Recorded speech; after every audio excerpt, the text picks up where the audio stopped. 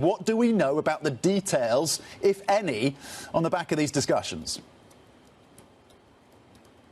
Well, Tom, they were thrashed out over many, many hours yesterday. The talks went all through the day and into the night as well. The US Treasury Secretary Scott Bessent having to leave early because he had to get back to Washington to testify in Congress. But they got back round the table. Howard Lutnick, the Commerce Secretary, and the US Trade Representative Jamieson Greer emerging finally, as you heard there, to announce that they had reached a plan, a preliminary plan that, as you say, now needs to be taken back to the country's respective leaders, President Xi and President Trump. So what's in that plan? Well, as you heard there, essentially China is going to send more rare earths to the US, and in exchange the US is going to roll back some of the export controls that it had introduced in retaliation since the Geneva Agreement. And they're presenting this as a framework for implementing that Geneva Agreement. It's not a framework that we can see, but the idea is to try and rebuild trust. That has been the whole point of these talks in London, that trust having been eroded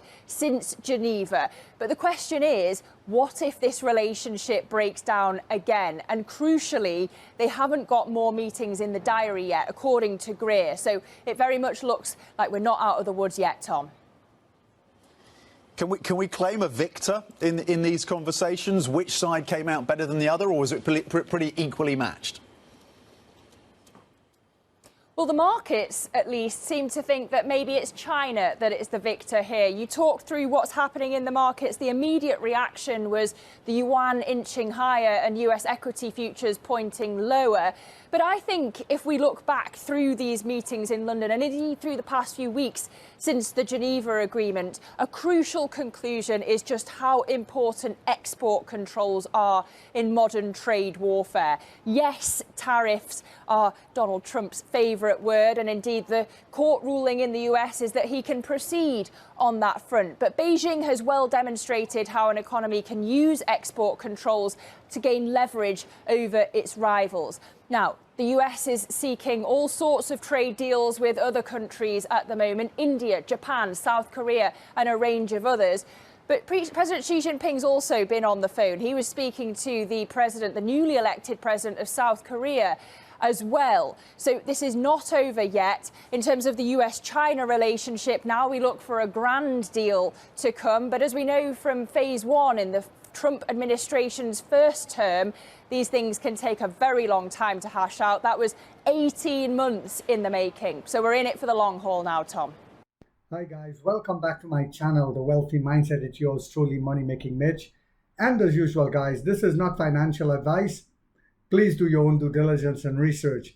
So the talks are still ongoing, and the Chinese have shown yet again that they're not going to be bullied, and they hold the bargaining chips. And I've said it before, and now it's being proven. The rare earth minerals is the key that China holds, apart from manufacturing everything that the world needs, or almost everything, I should say, including pharmaceuticals, etc., etc. Whilst all this is happening, there's a lot of stuff going on with NIO. NIO has reportedly welcomed a new capital markets executive who could help improve its financial situation. The electric vehicle maker founder, chairman, and CEO, Emperor William Li, welcomed Bagrin Anglov as its vice president of capital markets in an internal letter today, reporting to CFO Stanley Q, according to a report by local media outlet today, according to a local media outlet in China.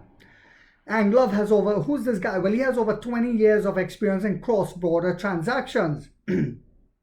And with NIO now going into 20 countries this year, I believe 16 of them with Firefly, they're going to need someone with this type of experience. And I've said this before, they're going to be using local distributors instead of the normal way in which they do things to help cut costs. Well, they said that this guy has 20 years of experience in cross-border transactions and served as managing director and head of cross-border M&A and CICC over the past decade, the report noted.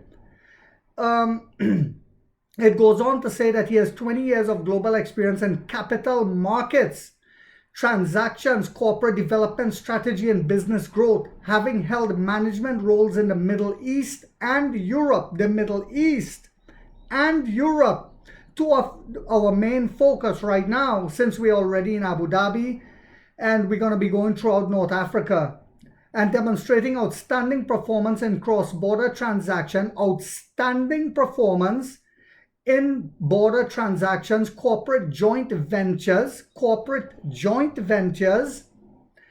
financing and collaborations. Yes. And we already saw that they did a collaboration with Apple.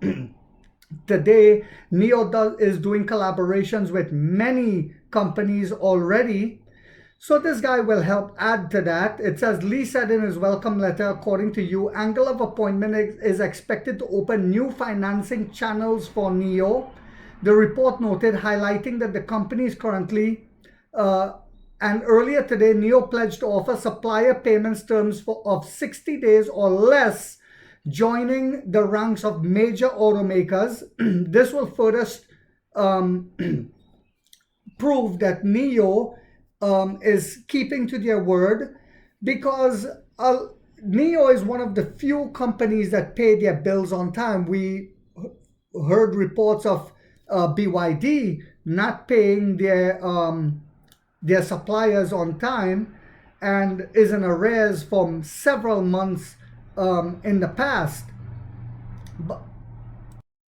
And when it comes to the whole Apple deal that just took place, it says NIO Smart Hardware and Digital Platform Experience Manager responded to the news that came out where people were saying that they did a deal with Apple. He said that the Banyan system, which is what they just released, will fully support iPhone digital key functionality, including both UWB and NFC, with no limitations, based on model year or chip full compatibility across the board.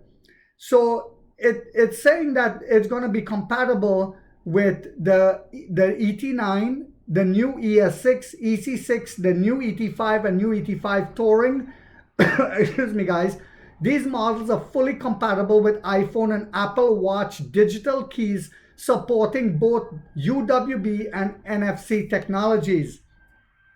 So these are very exciting developments, especially this new manager that they just hired to help NIO. We already know that NIO's margins will increase dramatically this year, with this guy helping us as we go and do cross-border transactions into several countries that we'll be entering this year.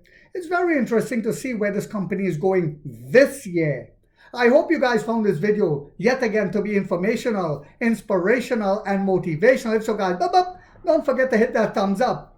Takes a lot of time to do these videos and the editing. And if you haven't yet subscribed, you might want to think about doing so, because in this channel, we are waking up the middle class for the first time to get a major piece of the pie from the ground level up as to how the games are played on Wall Street. And like 50 said, we get rich or we die trying, guys.